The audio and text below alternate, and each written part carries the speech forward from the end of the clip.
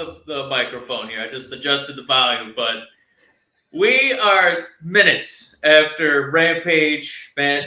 Holy shit. The shit. first dance, the CM Punk return, man, after a 7-year hiatus. We were there this last match. We were there. We should have made an effort. We should have made an effort to make it to those. It's those damn kids, and fucking 2-year-old with her birthday coming up, just ruining everything. All right. Well, hi everybody, and welcome to a pipe bombing, ice cream treating, CM motherfucking punking returning episode of the Brothers of Discussion. Matt, we're going to talk the end. The hiatus, it's over. He's back. Man, Punk's future with the company. A once-in-a-lifetime pop. Definitely up there with the loudest wrestling crowd reactions ever. Nay, live event reactions ever. And then, I don't know, maybe we'll make some time for a SummerSlam preview. Who knows? But Matt, first, oh my God. We talked a couple weeks in a row. AEW has a lot of pressure on their shoulders. North Moto, what's up? North Moto dropping it. I thought I was the only one who kept hours like this. No, not on CM Punk night, brother. Not on CM Punk night. And our boy Tristan's here too. Yeah, happy CM Punk night. Good to see you. You better get out of here, Tristan, because I'm about to talk. I talk pretty well about Chicago and the area and the pop they gave. We're talking very glowingly about that. Yeah, that city. Something I have to do. They hit a ninth inning grand slam. It was a perfect crowd reaction. But Matt, we talked for weeks. If Punk is actually coming back, a lot of pressure on AEW shoulders, right? To just get this moment right. And man, did they deliver. They didn't overthink it at all. They put that moment and the responsibility of two parties, the city of Chicago and CM Punk's mic skills. And both parties stepped it up. Huge. That crowd you couldn't ask for a better pop. That was up there with the Stone Cold, Crash in the Mankind Championship. That was the volume of a Hulk Hogan heel turn. That was just one of the great loud pops ever. And Punk, we wondered, right? We wondered what that promo was going to be. That first one, he had to make some mention of WWE. Yep. He made some commentary there about being in that company. He was never going to get physically, emotionally, or spiritually healthy. Still, I don't think he's ever going back to WWE. But man, he hit every note I think that you could have wanted out of a debut. And like he said, he said a lot of that was unplanned. He wanted to see how he felt in the moment. And I think Chicago definitely put his mind in a great spot. I think that AEW is going to be perfect for Punk in his wrestling career. Man, what a debut. Matt, your initial thoughts on this? Well, it's so funny. And Amy, I'm glad you're here. She's still in shock. I think I want to jump on that first because I'm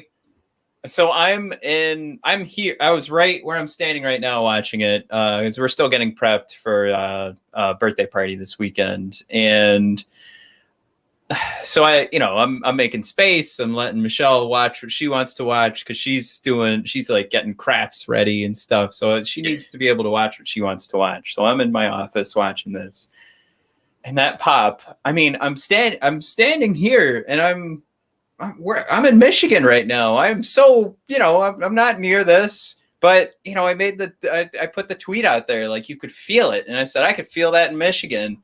But really it was just like there's so much raw power and emotion in that. We're hockey fans too, and there's something about like those overtime goals even for teams that are not Detroit Red Wings, and I just get so pumped for it, and I go back and watch highlights of overtime goals because you love to see the roar of the crowd. But Mike, I would challenge any hockey crowd, any football crowd, any basketball crowd to not even like they don't even know the overtime goal is coming, right? So they get the surprise of like, oh, we might lose, but and instead it's weeks of AEW. I don't know if you even want to say lightly teasing. I mean, it was pretty in your face of all the CM Punk teasing on AEW Dynamite and Rampage episodes, and you get all revved up. You know it's coming, and it's still there, and just the outburst is just. It felt so good. I said I was actually shaking at the time. It was just it wasn't like I was, like my hands were like this. It was just part of it was because I had a cold brew so that I could stay up and I'd have the energy to talk about it right now. But I was just so excited. It's just I feel like over the last couple of years, I've only been saying this about AEW, sometimes with NXT, but I keep having that reminder of like, this is what pro wrestling is supposed to feel like. We said that from the very first AEW pay-per-view. We've said it for most AEW pay-per-views. Even if the stories are clumsy going in, when you walk away from that, and a lot of it is crowd reaction, so we missed out on a lot of it last year, but I'd go back to like the roar wasn't the same, but it's like when Moxley and Kingston first came through on that Wild Thing song, walking through, the first live audience that they had. Yeah. And that was something where it was like, it's a completely different roar, but it's so much different. It's so real. It feels like you're more a part of it in AEW. And it just, there's a better relationship, I feel like, between the show and the fans. And it makes these pops, these moments. We've been saying AEW needs special moments, but maybe they're special for a different reason. And that's why it's not to the level of like John Cena coming back, because they have something that AEW is never going to be able to touch. But CM Punk is one of those things. And oh my gosh, they just nailed it. I don't know. It's I know I'm all over the place, but ultimately it's just like, it's pure joy and excitement, and I hope a lot of people are sharing that. CM Punk promos tonight because we're all just kind of heartfelt. Like I didn't think this moment would ever happen, and then there it was, and then Creation Matrix dropped it. When I saw it on TV, I peed a little. When I saw that comment pop up, I was like, "Oh, it's gold." Yeah. I think we all need to invest in Calico cut pants tonight. Well, I was gonna say if it's a gold, this comment here is gold, and fuck, you ruined it because you stepped on it. But I was gonna say if he's dehydrated, it's gold for 2 reasons. God damn it! All right, let's keep rolling. That was a fucking failure. All right, I'm sorry. Yeah. So Ben Davis, glad CM Punk is back. No, I mean, Creation Matrix. I'm glad you're here. I don't recognize the YouTube channel or your YouTube handle here, so I'm glad you're here. We are just as excited. This still doesn't feel real. I totally agree with that sentiment. But Mike, now I'm stepping on your toes. You started your thought twice. Just wanted to get those comments in there. Uh-oh. Are you sneezing? Yeah, I had to sneeze for a second. Oh, yuck. Yeah. What did you think of some of the talking points in that off the cuff promo? About finally feeling kind of in a good spot and feeling like he found a company where he left Ring of Honor. I think he said in August of 2005, and he left Ring of Honor Wrestling, and essentially saying, I haven't wrestled since. It definitely quite a few open digs at his WWE experience. And I don't think that this program are necessarily going to dig it too much, if only because, we're going to be there tomorrow to watch, Peacemaker beat up Roman Reigns and listen to John count to 3 a whole bunch of times. But definitely really happy to hear Punk on his first night talking about how excited he is, that he's impassioned, that he's he feels that wrestling love again because he's so excited to work with this young talent. And for night one, for him to, make this CM Punk night, but also make sure to include Darby Allin night in that same breath. and that crowd that was so hot for CM Punk, which obviously, of course, this is a momentous day, a momentous promo. For them still to throw Darby some love, whew, that guy is he's going to be a made man, and I'm really excited for that match in September. That's going to be big. But yeah, any of the talking points kind of jump out at you that you wanted to touch on? How about the only guy on planet Earth who can stop a CM Punk chant with hey guys, give me a sec.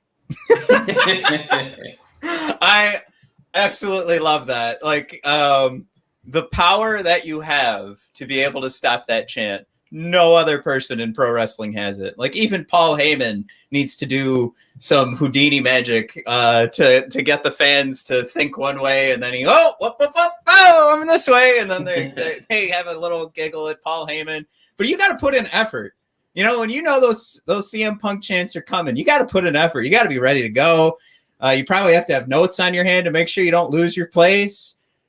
Punk just rolls right through it, man. But I love too that he threw that out there. The last 7 years, I heard you guys, and I kept coming back to all the moments that there were, like, not CM Punk chants, but like CM Punk riots. Like at WWE live events. Like, there's no Monday Night Raw tonight. Tonight is we're only chanting CM Punk, and you'd go to what was his old Twitter handle is like player coach or whatever, but it was still, it's at CM Punk, and no mention of it. He'd talk about, the Chicago Blackhawks game. He'd talk about something he was watching on TV, bring up Gordon Ramsay or something that he's watching, and nothing. Like, he wouldn't talk about it. But this was that moment for him to recognize all of our love. I think it was great that he recognized like our disappointment in him, because he doesn't have to do that. And we've talked out of both sides of our mouths, I think, during this time, the 7 years that he's been gone, that, at some points we were asking fans to, like, all right, chill. All right, let Nakamura finish his promo before you jump into your CM Punk chant. Right. But then on the other side, we did want Punk to come back, and we would jump into like the Royal Rumble rumors or something like that. Or initially when AEW started and there were Punk rumors, we were excited about it. But then, we've also had our times, we'll listen to the Colt Cabana podcast when CM Punk initially came out and gave all of his, his whole explanation, and you're just like, you listen to it, and maybe a couple of weeks later you're thinking back on some of the things he said, and you're just kind of like, gosh, I wish there was some way that this could work out, and maybe that's not necessarily too much disappointment in him. Maybe it's just the 7 years of trying not to acknowledge it, I think, is where we were a little disappointed in Punk, and we wanted to get a little more, hey guys, sorry, I'll be back at some point, instead of always just brushing it off until, except for the last couple months. But yeah, there's so many different feelings that we've had like throughout the hiatus here. And I would just say it was pretty nice of somebody who owes us nothing. He could have sailed off into the sunset, as we always end our episodes with. And he didn't need to say sorry. He didn't need to do any of that. And he still took the time. And, he was honest too. There's so much honesty with, he wanted to come back for us, but he was also coming back for himself. There's something about missing a guy like CM Punk, where we've been talking the last couple of weeks about missing a guy like John Cena. You miss a guy like John Cena, and I always go back to our casting table, right? I always talk about, you got to have good casting. That's how you get a good pro wrestler. I don't care how good he can wrestle. If you want him to work in pro wrestling, he's got to be able to grab the mic. He's got to have the right voice. There's got to be the right cadence. Like those are things that I think are undervalued, but speaking of casting, is it just me, or is he starting to look like John Hamm? Well, I said Keanu Reeves was going to play was going to be in the biopic, only because he could still deliver the line. Everybody keeps asking if I'm back. I'm thinking I'm back. But yeah, no, that was a good interruption on your part, because I was just going to keep going and going and going. I would say like the timing of his comeback too. He is such a good businessman. I mean, I'm sure he could have just went to any indie promotion and they would have picked him up. But I mean, to pick AEW, to pick something where he's going to have a podium, right, to kind of get this CM Punk story out. But touching on the business part, I know that's kind of the not as fun portion of the smart business side of Punk the man. How goddamn brilliant was it that somehow he didn't get stuck with being associated with a WWE produced song, and that he has the rights to that licensed Living Color Cult of Personality? Because I saw some tweets out there that, man, it'd be really cool if he came out to like Alan Parsons Sirius, like Michael Jordan, coming back in Chicago. But that would have been cool. But I think that the moment was just A+ perfect to hear Cult of Personality kick up and that crowd just man, it's such a perfect identifying song with him. Those lyrics are they're just made for him. I know that Living Color, they probably wrote it for a slightly different reason, but it just works so perfectly with what the Punk character is all about. So man, that music touching, all the nostalgia and just really cementing that whole feeling was fantastic. The funny thing is, over the last week, we've heard the Roman Reigns interview where he said, CM Punk is great, but he never sold like The Rock and John Cena the way they sold. And I only bring that up because truly this moment was absolute magic. And I will say, just to throw this in there, that is something that they built into that interview. And I feel really bad that I actually think Roman was forced to say those things because I think he's a sweetheart. I don't think he holds any ill will towards CM Punk in any way. That was totally a WWE produced bullshit segment. So nobody get too mad at Roman. Just continue to be mad at the WWE. That being said, what's funny is the way they sold that moment. And this is why I think I don't know if it's coincidental or maybe ironic, but the way they produced that too was very WWE of welcome to the show, announcers to say their piece, paying the crowd cheering, waiting. You just feel the holding their breath, and then boom, music. I would challenge y'all to go watch The Rock come back when he was supposed to be like the host of WWE of WrestleMania. When he came back, I think everybody kind of knew it was The Rock. But they did that same thing where they just waited and waited and waited and waited and waited and just had the crowd going, oh, is it happening now? Isn't anything happening? Is a match going to start? Oh my God, what's going to happen? And then, and then The Rock came out. And I that's why I think it's so funny to bring up that Roman Reigns interview, was because they made it that big of a moment. And it is. It totally is. It is, gosh, I mean, for pro wrestling's sake right now, could be bigger. I don't know if I have a problem saying that, but it's just it really is a great moment, and I just love right now that my brain is comparing it to a return, one of the many, of Dwayne Johnson to pro wrestling. So put that in your pipe and smoke it, WWE. You can go fuck yourself. I feel bad. WWE's kind of left Roman out to dry twice now. Once with this, Punk interview, and then the other time last week when John Cena got to cut that promo on him about, harming Seth Rollins' career and, escorting Dean Ambrose out of town, and you get a big pop ski out of that, and they gave Roman nothing to work with. So it's not fair. But head of the table, he's going to be fine. So let's do this. Let's focus this a little bit more.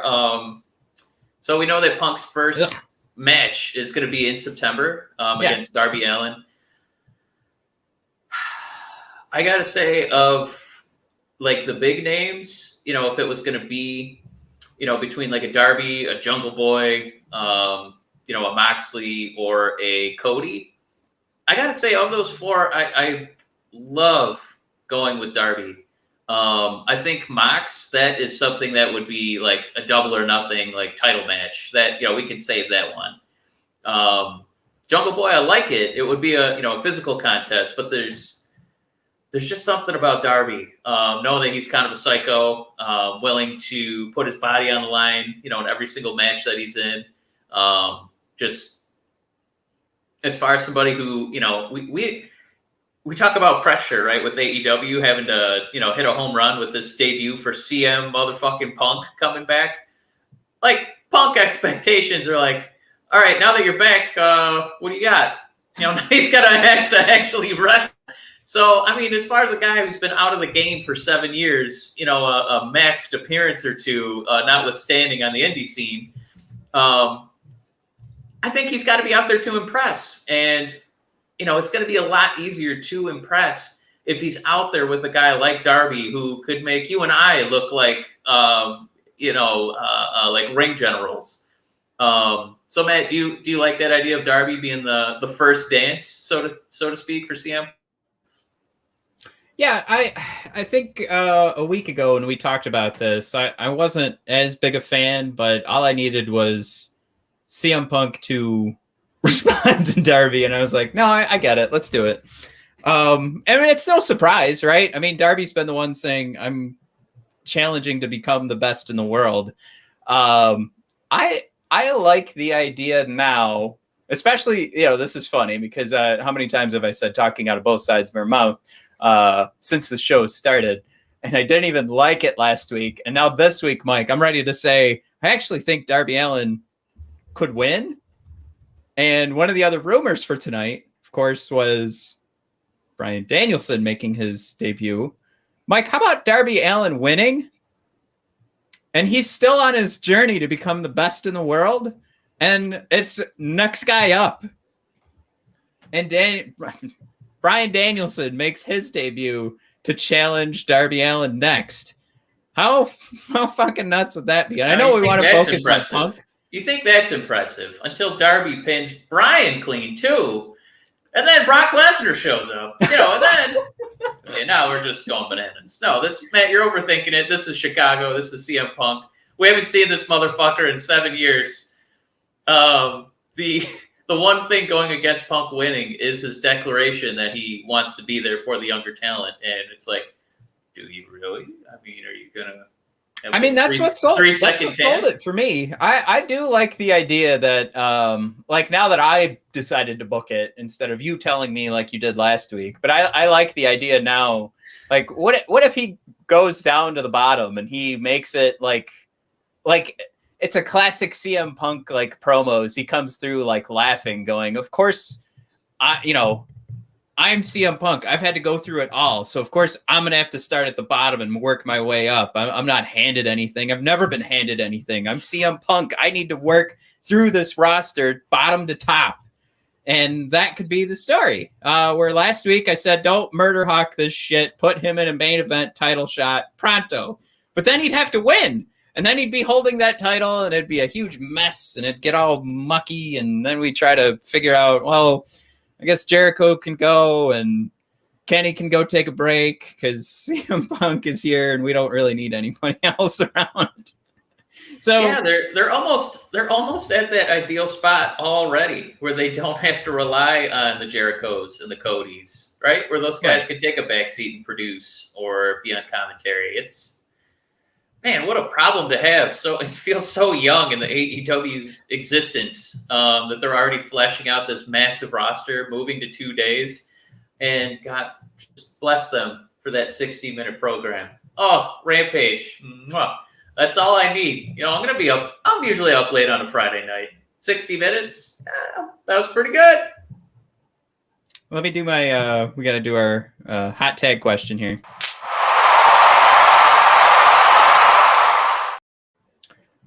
Mike, do you think with the 1 hour, like they might already be rethinking this 1 hour show?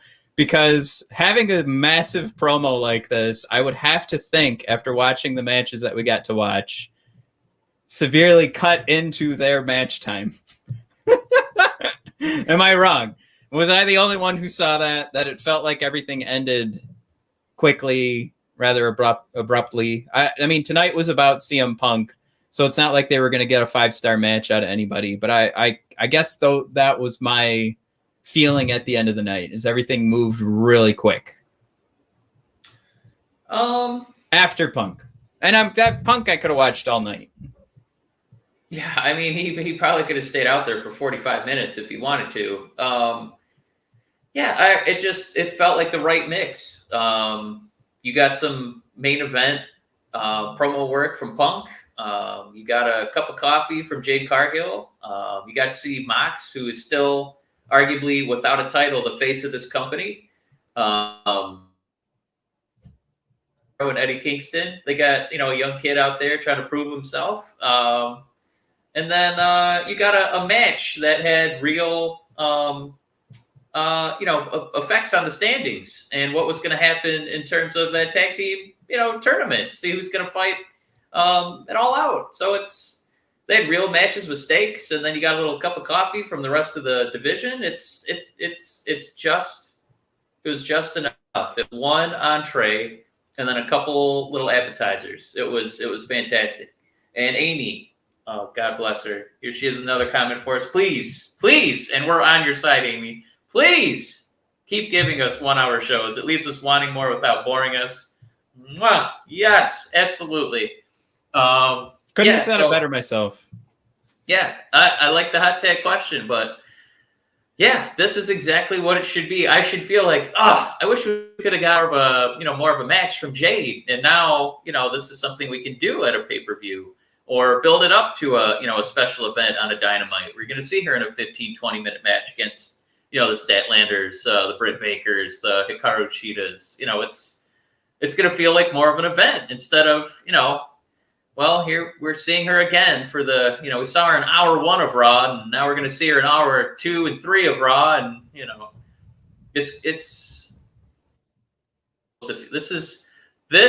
CM Punk talked about getting his passion for wrestling back. I think the Brothers of Discussion are getting their passion for wrestling back, and it's all thanks to AEW, man. I did see a funny thing while the shows were going on. I think we need to clarify for anybody that is upset that CM Punk's in AEW, because that does exist out there. For who?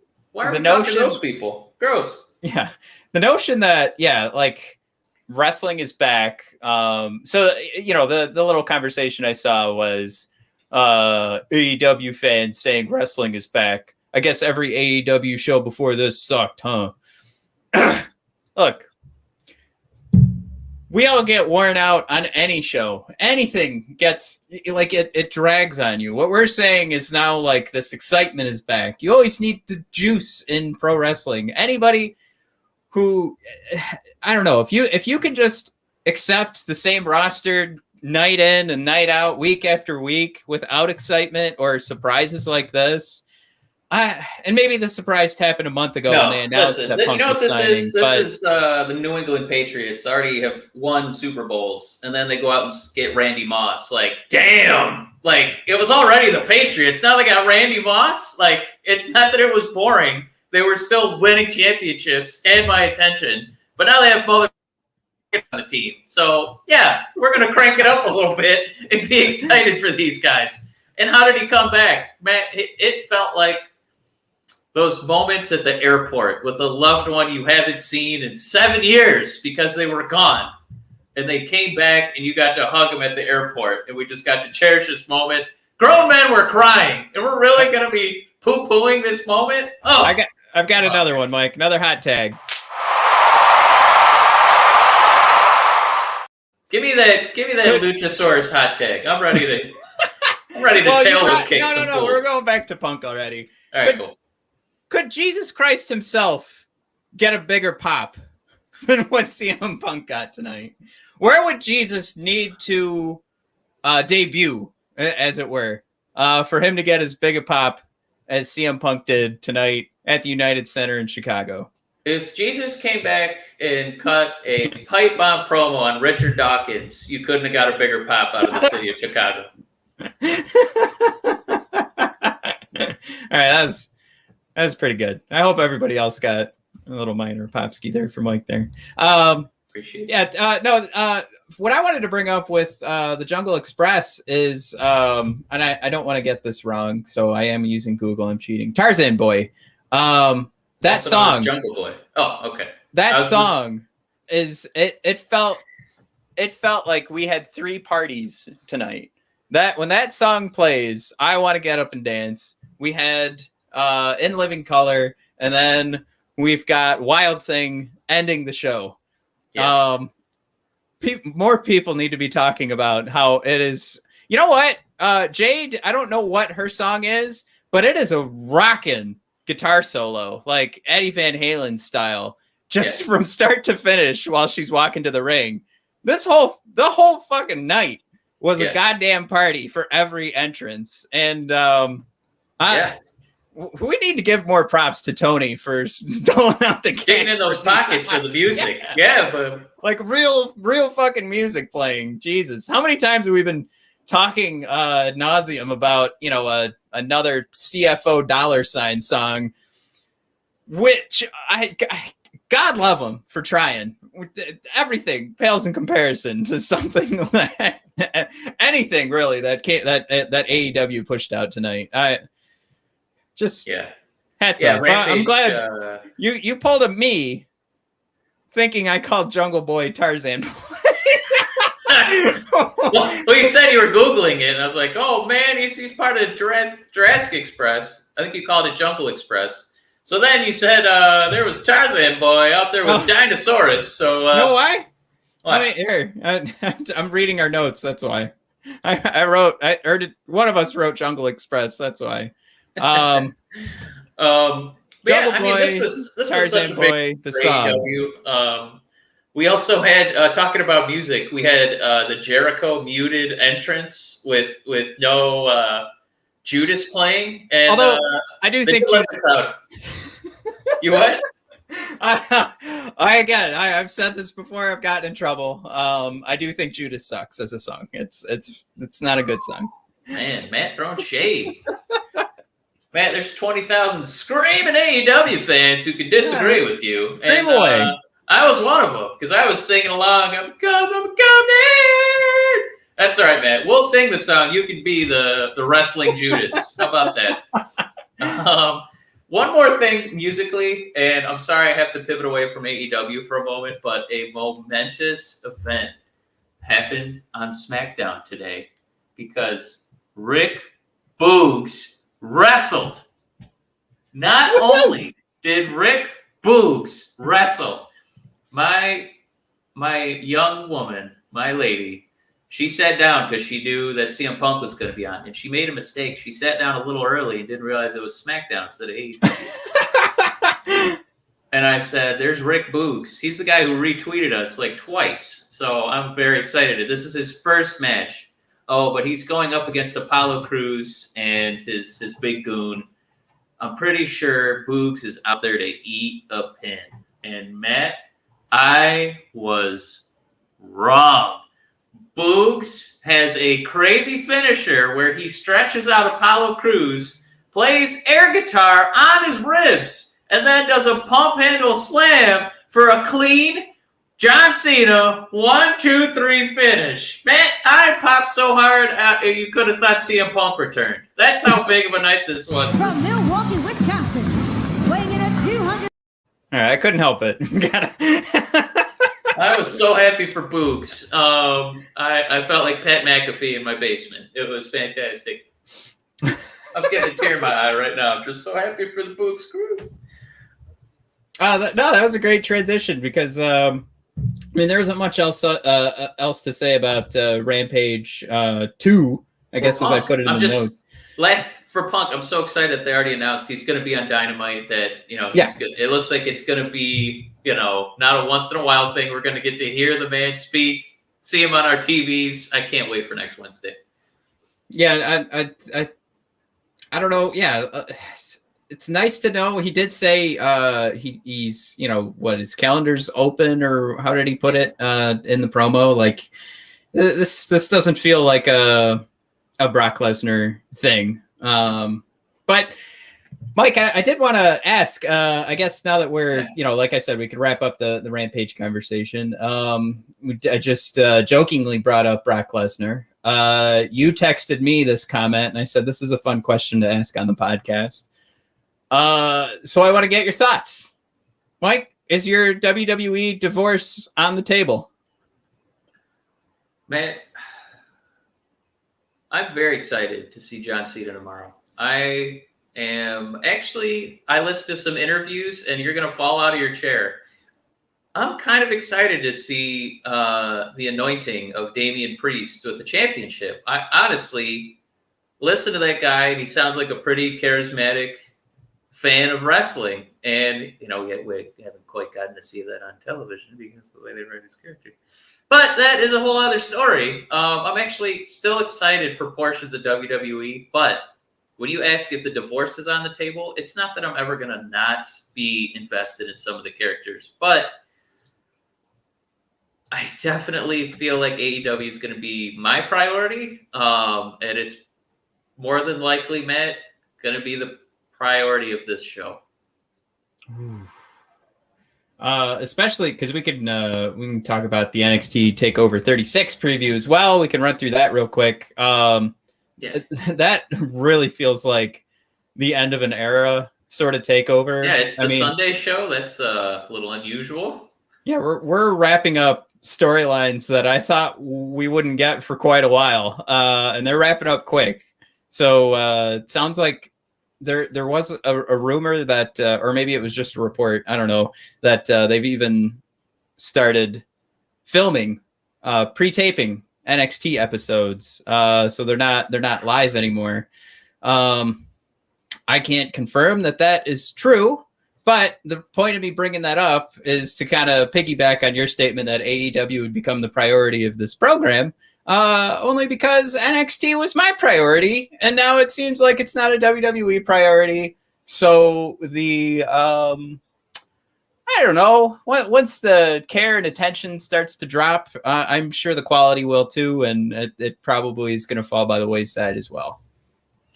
I mean, yeah, I'm going to stand by my point. Oh my God, Amy. Amy with I'm not divorcing WWE, but they're definitely my side piece. Jesus, Amy, we need to get you on the podcast. That was way more eloquent and beautiful than anything. And we still got to go shopping and see if we can make that Missouri show happen. Because now I really want to go and see CM Punk in person. So we'll get that figured out. But honestly, I am excited for SummerSlam. So yeah, let's take a look at the card. So I'm going to go through it real quick, and then I'll let you pick the match you're most excited about. We'll try and give that the most time. So we got a tag team match on a pay-per-view. You don't see that a lot in WWE. Matt, AJ Styles and Omos against RK Bro. Woo! Alexa Bliss versus Eva Marie. Drew McIntyre versus Jinder Mahal. No championship involved, I guess. We'll just see how this goes. Matt, a match I swear to God I'm excited about. Damian Priest versus Sheamus. We got Edge versus Seth Rollins. Bianca Belair and Sasha Banks in a rematch. We got the Mysterios against the Usos for the SmackDown tag titles. Man, that's 2 tag team title matches. Woo! I don't even recognize this company anymore. Man, I'm sorry, Bob. We didn't pick this. Please don't feel like we wanted you to do this. But Bob Lashley against Goldberg. Oh, that's happening. And then Nikki Ash is going to defend her title against Rhea Ripley and Charlotte Flair. And Matt, the main event of main events in the summer of Cena / I guess summer of Punk now, the head of the table, Roman Reigns versus John. So Matt, what is the match? What's the one you're most excited about on this card? Oh, come on. Roman Reigns and John Cena. That's number one. I've had, with the excitement of what tonight's show is. That's too easy a question. Give me a hot take. Oh shoot! Let me cue it up. It's easier when I am setting them up because I can go look for it and then tell you there's one coming. But Mike with the hot tag. Matt, make the case for John Cena winning.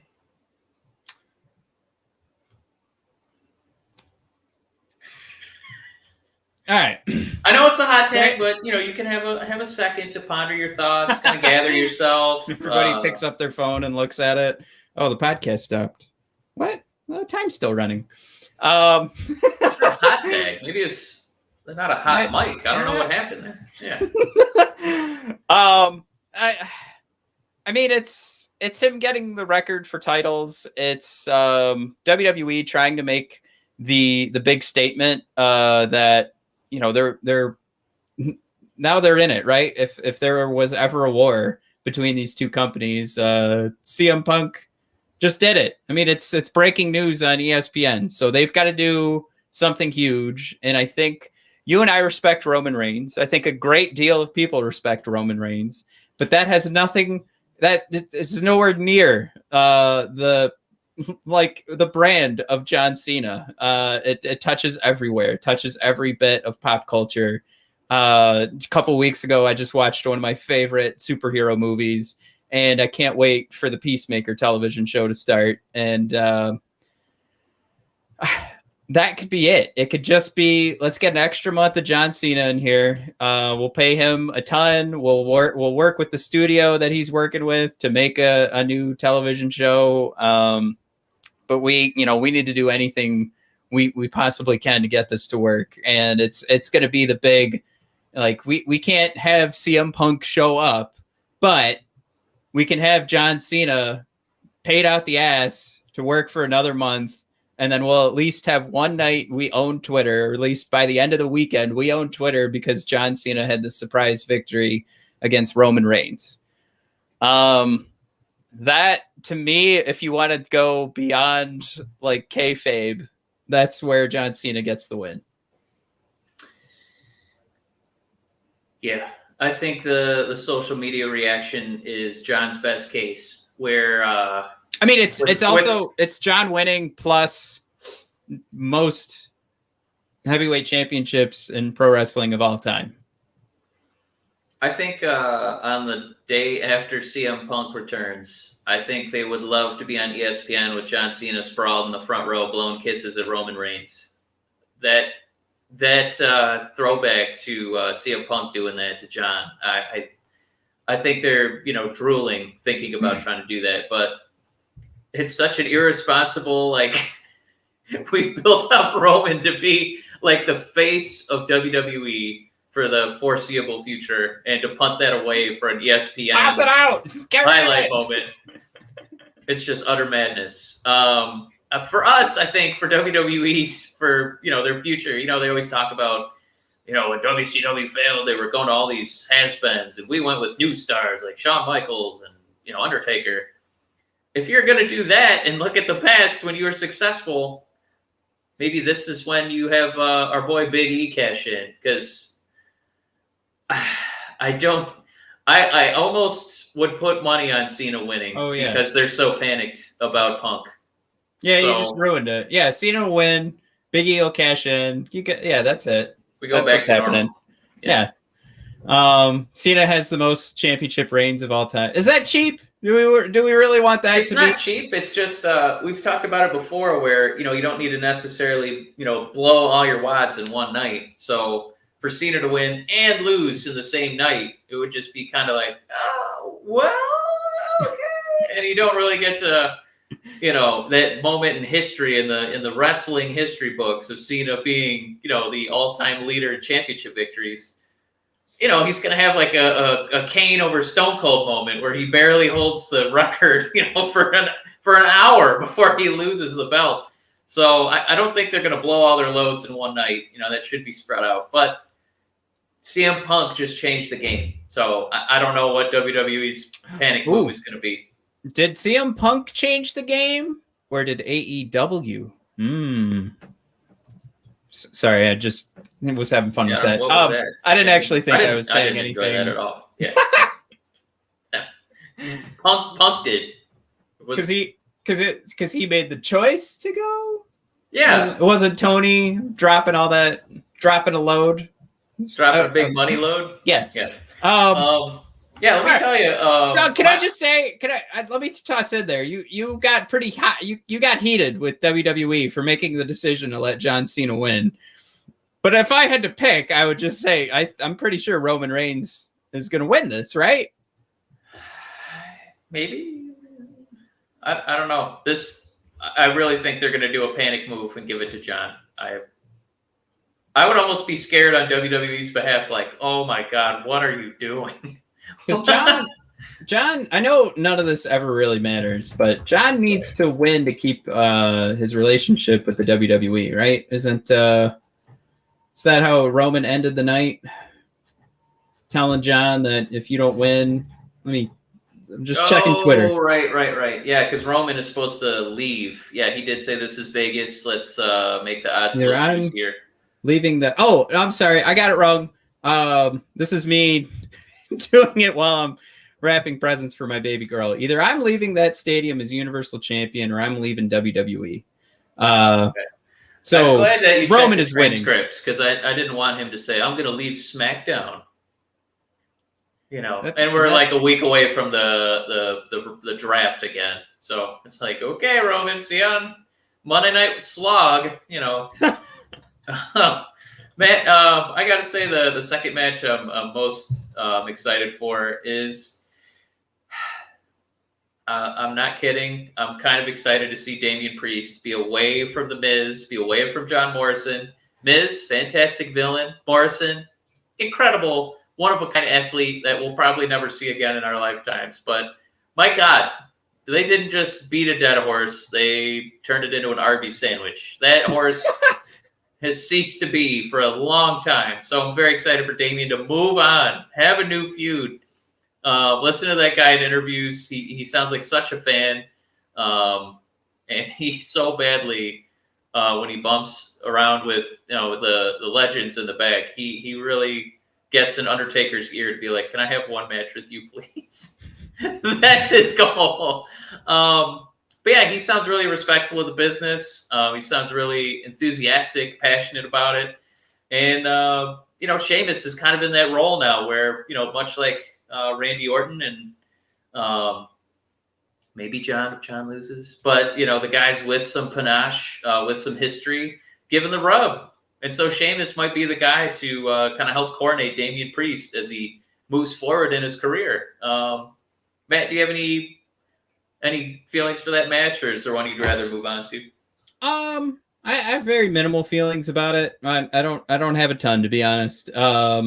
It hasn't really been on my radar. Yeah, what's your next one then after John? Probably Edge and Seth Rollins. I think Seth has been turning in. He's been turning in great matches for years. But doesn't matter who he's fighting. I think the only stinker over this Seth Rollins run has been him versus The Fiend. Everything else has been very solid. I think people give him a bad rap because he's pretty cocky on Twitter, as he should be. I mean, the Young Bucks just posted new bio, and it's the greatest thing. That run of tweets is probably one of the greatest runs of just easy Twitter gags I think I've ever seen. But they're all, they all do it. So he shouldn't get as the bad rap he gets because of that, because of the cockiness. But he's just that damn good. And Edge is exciting. The start of SmackDown tonight, it's one of those things where Punk comes back, tonight, and nothing's going to compare to that. Edge has been around, and still that music, and these crowds are getting to see Edge for the first time, and man, it's electric, and it's wonderful hearing him. And goddamn, is he throwing out the growls and the talk about casting and having a good voice for pro wrestling? Edge still has it, and he actually did the the old Brood dumping a bunch of blood on Seth Rollins today, which was great because he wore a completely white suit, and I guess they did like black blood. Maybe they can't do red blood anymore on cable. I don't know. Somebody would have to explain that to me, how it was a bloodbath, but it was black. Anyways, that was pretty cool. I think they got me hyped up for it, and I think these are two fantastic pro wrestlers. So yeah, that'll just be a fun wrestling match, even if it didn't have a hot story tagged with it. I feel kind of guilty that a lot of these guys have been around for like 15 years. Like the guys we're excited about, like the match with John Cena. There's a Goldberg match. There's a Rey Mysterio is going to be there. Edge is going to be there. Like a lot of these dudes have got some lost some tread on the old wrestling tires there. But I'm sorry. There's one more match I'm kind of excited about, and I'm not kidding. It's the Raw Tag Team Championship with AJ and Omos versus RK Bro. If this company, hopefully they don't do a panic knee jerk and give Cena the title, because I'll honestly I'll be kind of worried for WWE's future if they're putting their success in the hands of a guy who is only there once in a while. I really think that Riddle has the crowd's interest when he's out there. I think that they genuinely laugh at his comedy segments, and he can go, and he cuts a pretty good promo. He's got a WWE look to him. If they get to a point where he's fighting Randy Orton at WrestleMania for a championship, I think that's a match that people would want to see, and I think it would do well, Matt. So if this is going to be a building block towards that eventual, breakup, I'm pumped to see it, and I'm pumped to see their success. And I think as far as a lot of these matches on the card go, a lot of people I think are going to be, kind of feeling like they've had enough of Goldberg getting title matches, or they kind of feel like WWE dropped the ball on this McIntyre Jinder storyline, which should have been a no-brainer, and they've just fucked it to oblivion. We're going to give TV time to Eva Marie versus Alexa Bliss. So some of these matches you're kind of a little cringy. I don't know how this is going to pan out, but AJ Styles, Omos just having to be the big guy, and then Riddle and Randy Orton. I think that match it's got really, really strong potential. I'm pretty pumped for that one. Yeah, I think the only the only other one that's really, I think is a no-brainer is the Bianca Belair and Sasha Banks. Yeah, for sure. I think it'll be hot. It's just I think the only reason I didn't bring it up is it's a rematch, which it's a deserved rematch, but right. I mean that's pretty much where my head was at. The story's not great, but we know the match is going to be good. So that's kind of the long and short of it on that one. But yeah, do you want to run through who we think's going to win just real quick? We'll go bottom to top on this list here. Yeah. Raw Tag Team Championships: AJ Styles and Omos versus RK Bro. I'm going RK Bro. Yeah, they got to get some more eyeballs on Monday Night Raw, and that relationship between Riddle and Randy, it's a no-brainer. Matt, give me that all day. All right. You want to grab the next one, and then I'll Alexa Bliss and Eva Marie. Here. This is I don't think anyone really wins in this contest, but Alexa Bliss will probably get the pin. I see something where Eva could actually get the win here, and then something crazy happens after the match with Alexa. So I'll just go with Eva Marie just to kind of mix it up here so we don't do the same thing over and over. Mike, Drew McIntyre versus Jinder Mahal. I smell a vacation for Drew McIntyre, so Jinder Mahal is getting the win here, even though I love my boy Drew. Matt, the only people who care about Jinder Mahal are every single fan. He's not going to win. Yep, and Drew's going to win again because this company knows what they're doing. Sheamus defending the U.S. Championship against Damian Priest. It's SummerSlam. This is one of the big quarterly pay-per-views. This is going to be Damian Priest, one of his big moments. See him take a big step in his career, and he's going to get a few pay-per-view matches after this, defending that belt. So give me Priest. Edge versus Seth Rollins. Edge has been just fun. If there was power rankings, if wins and losses mattered, he's down at the bottom of the barrel right now. So I gotta think Edge needs a win at some point, and I think Seth Rollins can react well to a loss. I think God damn it. I can't believe I'm going to say this because I think the easy one's Seth Rollins, but I'm going to take Edge on this just to kind of go with the SummerSlam. You give the fans their face victory. So Edge over Seth Rollins. Yeah, I'm going to agree with that one. Seth Rollins. Neither of these guys really needs to win the match, so it's just going to be about how much fun can we have with this one. And I think the most fun would be Edge winning. That takes us to the SmackDown Women's Championship match between Bianca and Sasha. This has to be Bianca. And then I think maybe this is finally where we stop getting trolled by Becky Lynch and she actually returns. And we get to see her set up either a rescue on Bianca's behalf, or maybe they're going to try and just turn her heel in some capacity because we've seen her babyface, and let's see what she can do as a heel. Why not?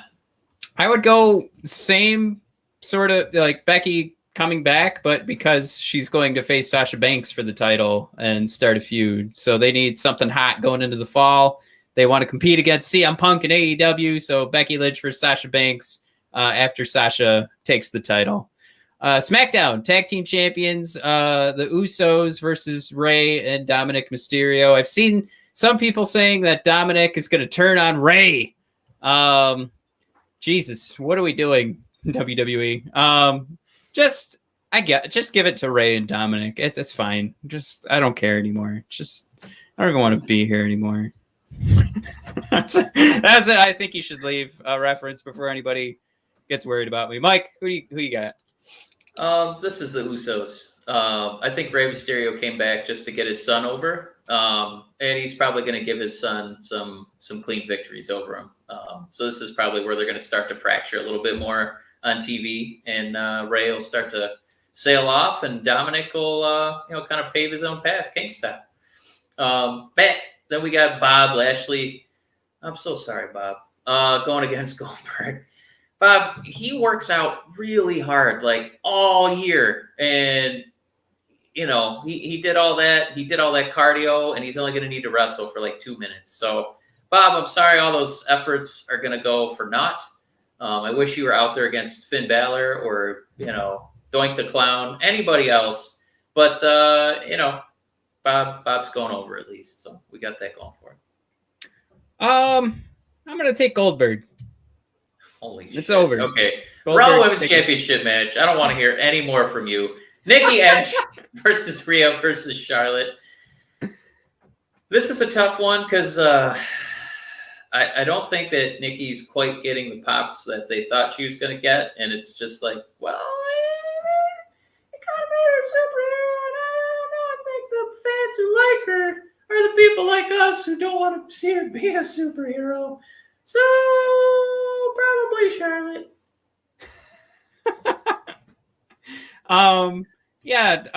I guess I'll go with Charlotte as well.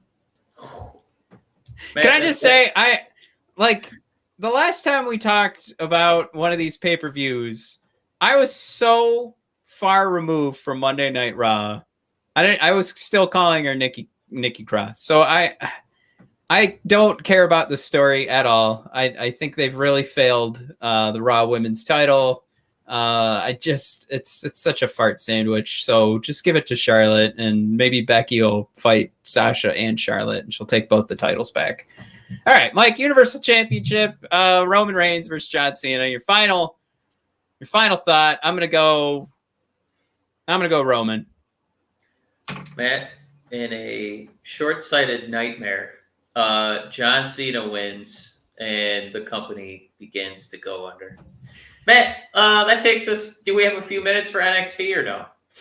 I mean, you said it, so we could do it. Let's do it. Let's tell the folks. I mean, do please God watch this, because this is going to be the a last great night. one. Yeah. We just saw the first dance of CM Punk. This is the last dance of NXT. Maybe. Matt, this is the card. This is a fantastic card, like every NXT takeover. It's an amazing card.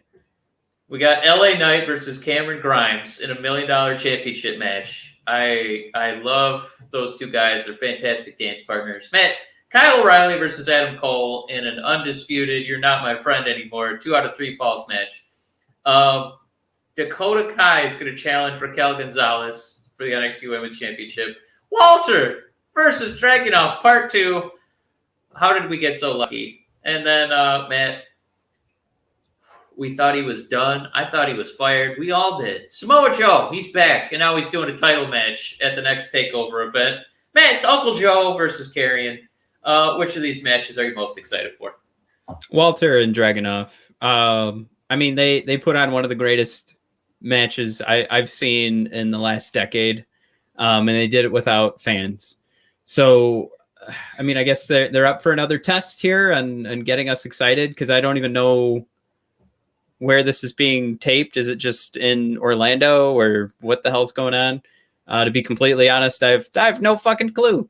But I'll just say, like, they're gonna want to the drive in these two to be the best. Like, they're gonna try and outdo that match, and I think that's fantastic. Maybe it'll go down as the same kind of thing where we talk about Shawn Michaels and Undertaker, and the second one wasn't quite as good as the first one. But that's fine, because it'll still go down as one of our favorite NXT matches of all time. But yeah, that will easily be the best match of the night, because even though you've got some powerhouses in the NXT Championship match, and you've got a Women's Championship match where somebody we've been hoping would be Women's Champion for such a long time is going, I think this is easily Dragunov and Walter is easily the going to be the main event, or the top match, or steal the night, whatever you want to label it. That's it. What's just funny to me is on NXT TakeOver, I would book Walter and Ilya as like the main event and give them 45 minutes to kill each other. But unfortunately, it's going to be Karrion Kross and Samoa Joe in a match I'm very, very lukewarm on. I'd say the match I'm excited for Dakota Kai to win. I'm not the biggest Raquel Gonzalez fan. You know what happens. You know, sometimes you don't like pineapple on the pizza. That's my pineapple pizza. Just it hasn't hit for me yet. The second match I'm most excited about is LA Knight versus Cameron Grimes. I'm so excited to see this. Of these 5 matches, they're all like vicious, guttural, visceral, like deep-seated feuds of hate and anger. And this is going to be the only one that's kind of fun, right? Because they're fighting for the $1 million championship. They're fighting for who's going to be a butler. It's the only match on the card that's going to be just kind of silly a little bit. I mean, they're still going to be, trying to win, but I want a little fun, and I'm going to need a little bit of a palate cleanser outside of that Walter Dragunov match, which, much like a Moxley promo, is going to look like borderline assault. So I hope you're buckled in for that. Yeah, I'm still excited, even though it's been going on for a while. But Kyle O'Reilly versus Adam Cole, of course, is going to be great because of the 2 names I just mentioned are involved. I'm hopeful that they can do something a little different than just leaving one of the guys dead in the ring. I want for this to be 2 guys asking each other, "Why are we doing this?" Like, they've known each other for so long. There's a real relationship there that they bring up all the time on NXT programming. Have that come into play in the middle of the match. Have these 2 guys just beating the hell out of each other and just break down. And what are we doing? There's got to be a better way to fix this. I'm nervous about this match. Yeah, go ahead. I really feel like it's going to be like Bret Hart doing WCW, but it's going to be Adam Cole doing AEW, or spelling out Britt Baker or something. Like, I could really see this one being as close of a nightmare as the John Cena championship victory. Like, not that Adam Cole, he's a professional, of course, but I don't feel like it's going to have the emotional punch they think it is, because I think a lot of people are already anticipating him being out the door. I could almost see it being like Goldberg versus Lesnar, where you're kind of, oh man, like it's it's almost like I could see them being just a little safe because Adam's like, oh, I'm about to sign another contract over there. They do a whole insurance thing, so I got to be in good shape and not injured. So I don't know, that it makes me kind of nervous. Again, we know what a professional, Kyle and Adam are, but it's just I gotta see him out the door. Yeah, I guess I definitely haven't had that thought. I would probably lean harder towards your comment of them both being professionals. I think about what CM Punk was saying tonight in the ring, and you have an opportunity to stand out as a professional wrestler. That's your job. That's what you love to do. And that what you said makes it sound more like, WWE. I don't want to get all dirty and bloody. I'm going to stay nice and squeaky clean for my next job. I think they'll lay it out on the line because I think these two, they know each other well, right? And then they probably don't want to be looked at as like, wow, what a turd sandwich this 2 out of 3 falls match was. I think there's a lot of pride, top to bottom on this card that everybody's going to want to stand out. I think, stand out, LA Knight and Cameron Grimes will stand out because it'll just be an absolute, joyride. It'll be super fun. We'll be giggling throughout the whole thing. And then Powerhouse will be Karrion Kross and Samoa Joe. And you've got Kyle O'Reilly and Adam Cole and Walter versus Ilya will be something where we're talking about, wow, this is really trying to change or be like one of these memorable pro wrestling moments for years. And I'll be, what's fun. Dakota Kai and Raquel Gonzalez, I think have a lot of great chemistry, and I think they are going to put on probably Raquel's best match. They probably right now have the best story out of these 5 matches. I do think that match though is limited by Raquel's abilities, but I think this is going to turn out to be her best. So really, when you look at this card, you're kind of just going, well, who's going to be the forgotten one? And I don't think Kyle and Adam want to go down as, especially if this is their last go in an NXT ring, want to go down as the forgotten match at TakeOver 36. You could be right. They could already be in the zone of like, I don't give a shit. But I don't see that. So we'll just settle on that. Want to run through the wins and losses real quick? Yeah, let's do it. $1 million champion LA Knight versus Cameron Grimes. Cameron Grimes, easy peasy. Mike? Yeah, you got to let the good guy win on the last takeover there. Give me Grimes. Matt, Kyle O'Reilly versus Adam Cole. Kyle O'Reilly. Adam Cole is gone, buddy. I don't think he's winning that match. Well, do they both? Does one stay and one leaves, or do they both go? Because I would say they've always done right by Adam Cole in these storylines. So I don't know. I'm gonna go Adam Cole just to make sure we mix it up. But I think there's a lot of love for Adam Cole in NXT. NXT Women's Championship, Raquel Gonzalez versus Dakota Kai.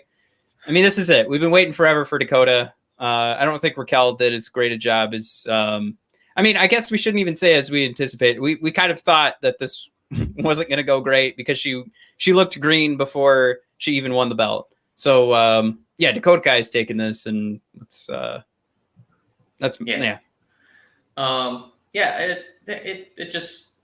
was a pineapple pizza. I'm sorry, that's what it was for me. Walter versus Ilya. At some point, Walter has to lose, but Ilya he's NXT's answer to Darby Allin. Like, for a guy to just take his physical being and just offer it up comparison as a sacrifice for our entertainment, that's going to be dragging off. And I don't think we need to see him win. We just need to see him survive against Walter again. So I think this is going to be Walter's victory. But man, I hope that Dragunov sells some T-shirts for all the sacrifice he's going to give in this match. And if this is the end of NXT as we know it, I don't think that means that's the end of their relationship with Walter. So they're going to have him come into probably, I would guess they at some point want him on WWE programming, and they want him looking as strong as ever. So yeah, another win for Walter. Yeah, and then what I think should be the Oh, second, that's me. Yeah. second match from the end, because I think Walter and Ilya should close the show out, but it definitely won't. Matt, it's Karrion Kross and Scarlett, maybe, because now he's back on NXT. He has a wife again. Against Samoa He Joe. didn't this past week. Oh, didn't he? Nope. Oh boy, I don't know why you would put that $1 million woman anywhere but in front of the camera. But what do we know? We just have a podcast on our couch. I'm not picking Joe. Joe's just there to help get Karrion over. So hopefully that works out for Cross, and